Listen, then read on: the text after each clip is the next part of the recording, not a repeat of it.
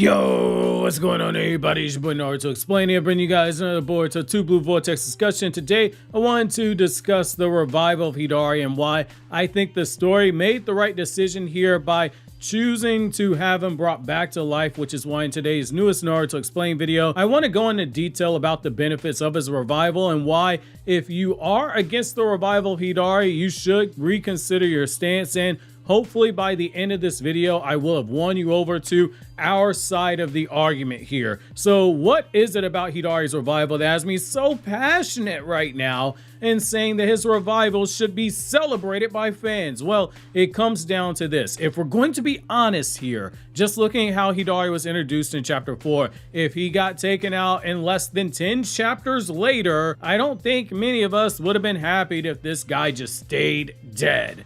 One of my biggest complaints with how Kodachi handled the early part of Boruto, particularly the movie recap after that was done, is the villains, they were basically blown through by the narrative. Nobody really sat there and cooked for a while. And I found myself saying at times something that I learned from an author back when I was an editorial assistant 10 years ago, which God, time flies by very quickly, which is where I kept finding myself in the position of asking myself, why should I care? Now, from a writing perspective, you never want your audience to ever come to a conclusion where they start asking themselves that question unless it is intentional and unless you have something bigger planned for later on down the line where it goes, okay, holy crap. Where it goes from why should I care about this character in this situation and circumstances to holy crap, so that's what the purpose of all this stuff was. A really great example being how, like in One Piece, which I'm not going to spoil here, I found myself very early on when it comes to Buggy's character going, why should I care? He's a funny character and I laugh when I see him on screen, but yeah, I'm going to be completely out on this guy to now over 1,000 chapters later. It feels like he's going to have a big role in the final story arc that we're going into potentially. That's a delayed payoff that takes you from why should I care to now you're going back and you're rereading older material to connect the pieces that you looked past before, which as a writer, that's exactly what you want. You want to provide value in a way that brings readers back for a reread because the thoughts that you're putting down on paper, or in this case, the drawings that you're making and the story you're putting down on page, are some of the most intimate things you can ever give to a person because it's a product going right from your imagination and into the minds of readers, and they are willingly allowing you to manipulate their emotions as you take them on a ride to do whatever type of story it is that you're telling. With Hidari, we saw Boruto spook as soon as he saw him. We saw Boruto clash Chidori versus Rasengan with him. That when coupled with, man, this guy, he looks like Sasuke, it immediately made you start asking the question, is this Ten-Tail Sasuke? And what happened to Sasuke? Why haven't we seen him? It added to the mystery element of the story that kept you engaged, particularly as you wondered what the connection was between Boruto and Hidari. Did these guys potentially mix up in the past? Nobody knew. Then you jump ahead and you see Hidari has not singled out Boruto as his target, but now he is singling out Sarada. In the same chapter, you learn that Boruto was the reason Sasuke was defeated and stuck in a tree. Now you have even more investment in the character because it now makes it clear Boruto and Sarada, they are each going to be on a collision course with Hidari. Now you had the anticipation building towards that moment where they would eventually fight, and you raise the stakes by having Hidari walk into the village alongside Jura. That's what made the interaction with Sarada at least feel like it was earned. He saw her and it was on sight right from the jump. As soon as she was identified as Sarada Uchiha, this man produced those claw marks, he got behind her and he went right for the Chidori. When the battle hit another gear and she found herself fighting alongside Boruto, and we see her inflict a decent amount of damage on Hidari, something that gets downplayed, and she played a key role in Boruto's Rasengan Uzuhiko connecting on him. That was a moment where on one hand it felt like a very earned payoff, but on the other hand it made you go, dang, so is this it? Is this how Hidari and Sarada, that connection ends? With her realizing that he is made up of her father's chakra, but we never see anything major come out of it? That feels like a bummer. That's exactly why you bring Hidari back to life by having Boruto lose his Thorn Soul bulb and Jura be the one who regains possession of it. You now have set the stage to run the whole series of events right back. This time with more layers that are added to the showdown because of what just happened in the last 3 chapters. It's not so much that you need to see Sasuke's chakra react inside of Hidari when they do battle, which I will forever die on the hill. I'll be completely transparent with my bias out there. I do feel like that is something that would be nice. It builds on precedent that is already there in Naruto's manga for chakra to react in the form of memories like we see with Naruto and Hashirama, or similar chakras resonating with each other like we saw at Naruto and the Ten Tails Husk once Naruto had small bits of Biju chakra inside of him, or when Madara felt the chakra of Inja resonating with Sasuke that Sasuke possessed. You have something there that can be used should you decide to go down that route, but if you never do, that's fine. Again, I put my bias out there. I want it to happen. I think there's logical precedent for it, but it's not needed. There's nothing wrong with having a villain who is out to do business for themselves. If anything, it makes perfect sense to take that approach. The reason being is that not every villain needs a super long layered backstory with all these insane levels of depth to them. You don't need them sitting there debating philosophy with them. But here's the thing, if you decide to go that route where you're gonna ignore all that, then you need to have a lot of good heat surrounding the characters. Or you need their interactions with the heroes of the story to push their dynamics by either making them question themselves or question their morals, or the villain has to serve either as a figurative wall for the characters to overcome, or a literal wall that is in the path of whatever it is that their goal is trying to reach. With Sarada being the one who Hidari's after, it means that we are certain to get another run back of these two going right at it. And now it's happening with common knowledge on Sarada's part that this guy, he's made up of her father's chakra. That's a big deal. The guy standing between her and rescuing her father, the guy she needs to defeat, and that's why we have enough there in terms of the dynamic. You don't need anything else. The motivation's there. You don't even need to draw out the conversation next time. You can just go to being straight hands here.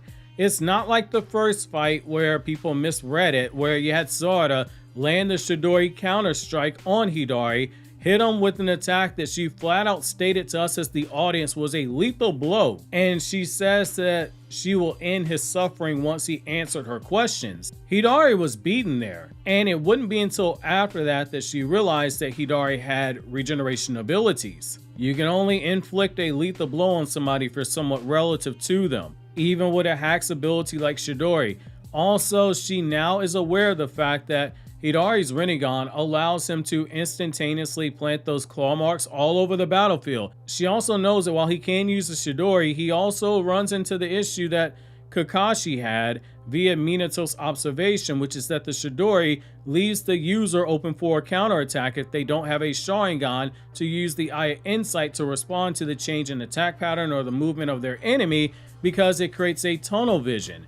She knows that Hidari can summon the Claw Grinds to the battlefield and that he hides inside of them until he has the right opportunity to attack. That's a lot of key intel right there. I say all that and I lay all that out for this following reason. It is a staple in the Naruto universe, which is that when you have a trump card, or in this case, you have a series of trump cards that you can pull out in combat, you got to be careful in how you use them, because any shinobi who is above average is going to be able to pick apart all your jutsu, your move sets, and etc. It's not just what you saw with Zabuza and Kakashi, where seeing the Sharingan once was enough for him to come up with a way to counter and fight against it. It also goes back to what Tsunade told Sakura during their 2.5-year time skip in Naruto, which, as a reminder, is 2.5 years, not 3 years like people are still saying when talking about the Naruto time skip. Tsunade told Sakura that one of the most important things about being a shinobi is being able to read the movements of your enemy to a point where you can pick up on all the small details of every minuscule movement that they make. Because as Tsunade told Sakura, they are all telltale signs of someone's jutsu if you know how to look. As Tsunade says, it's a lot easier with Genin and Chunin because they're still learning, so you can read them like a book. However, with Jonin and Kage level shinobi, and even shinobi who exceed the Kage level, they have gotten a better handle on their skill set in terms of disguising all the small details down to their breathing patterns when performing jutsu. That's the whole reason why Chiyo admits to us in the manga that Sakura doesn't need her help when fighting Sasori's third Kazekage puppet, and that she had underestimated her, because Sakura had been able to look at Sasori's fingers in the manga and pick up on all the small patterns and how he used his fingers to determine how his puppets would be moving and deployed and the types of attacks that they would be using, because she clocked all that stuff. With someone like Sarada, she didn't need the Sharingan cut on for the majority of Hidari's fight. She just needed it in order to dodge the Chidori at point blank range, because everything he did was all stuff she didn't need the Sharingan with in order to pick up on. Again, that's another sign of relativity. He also was obvious in his attack patterns too, and it goes back to one of the core issues that Boruto villains have faced, and it's something that now I look at and I go, okay, that was something intentional. The villains who are not shinobi had zero shinobi connections in terms of their training, their attacks, their powers, etc. Those villains, they're easy enough to be picked up on by the well-trained eye of a shinobi, Sharingan or no Sharingan at all. And as a result of that, they were easier to counter. However, with villains who were either former shinobi, or they were shinobi, or they had some form of shinobi training, they were presented on a sliding scale in terms of degree of difficulty for the characters to exploit. That is by design. As I said before in the past, when you go back and reread Boruto from the start, and you take out some of the disingenuous takes on social media, and you take out feelings and emotions, a lot more stuff becomes clear when you go back and reread and read up to the current points that we are in the story right now. But I digress though. That's another video for another day. So basically, Sasuke, he needed less than a minute to break down all of Jigen's weaknesses, which were so obvious that once he got finished, he said, man, yo, Naruto, you ain't gonna believe this stuff right here, right? You know how this man was just slapping us around? All this stuff is completely childlike, fam. I know how to counter this stuff. And yet, here's the problem that he and Naruto ran into, which is that they're too weak to exploit them. Once Jigen said, whoa, he really did break down my jutsu. This guy's dangerous. He went full power, said you guys are never going to get that lucky ever again, and it became the same issue that Sasuke had when he was fighting against Rock Lee. He was too slow to react. Despite knowing everything that was coming, Rock Lee still served him up with those hands. On the other hand, when you look at villains like, say, Shojoji, Boruto, he had some trouble with them because Shojoji could hide his movements well, particularly his jutsu, even more so due to how fast he was, because he was deceptively fast, because you see that big old bubble gut and triple chin of the guy and the grease stains on his t-shirt, and you think there's no way this dude can move, and then all of a sudden you look and he's speed blitzing Boruto. But you also had characters like Kashin Koji and Boro as well. They hit their intentions extremely well, and it took longer to break down what they were doing and the weaknesses to be exploited. And in the case of Kashin Koji, the dude was just so skilled that only Kakashi in the anime was able to break down some of his stuff. That's why Hidari being around right now, that's why it works. Intel is the best thing that you have going for you as a shinobi. When you have intel, you can checkmate somebody. Sarada and Konoha, they have intel on Hidari. They have damn near everything they need to know about him. However, on the other side though, Hidari has very limited intel on Sarada, which is what makes this whole thing so interesting. There are a few different ways it can play out. While I do believe that this will not be a proper one-on-one fight, just as I said when we were building up towards Sarada versus Hidari, I said, hey, do not get mad when Boruto comes in to assist. The narrative is setting that up, and lo and behold, the narrative set it up, and people say, oh my god, I hate that Boruto is help fighting the guy who looks like his master, and Boruto's responsible for his master having a Ten Tails clone of himself, and he's after Sarada, and Boruto told Sasuke that I will watch after your daughter, but we're still getting mad as a fan base. Wow.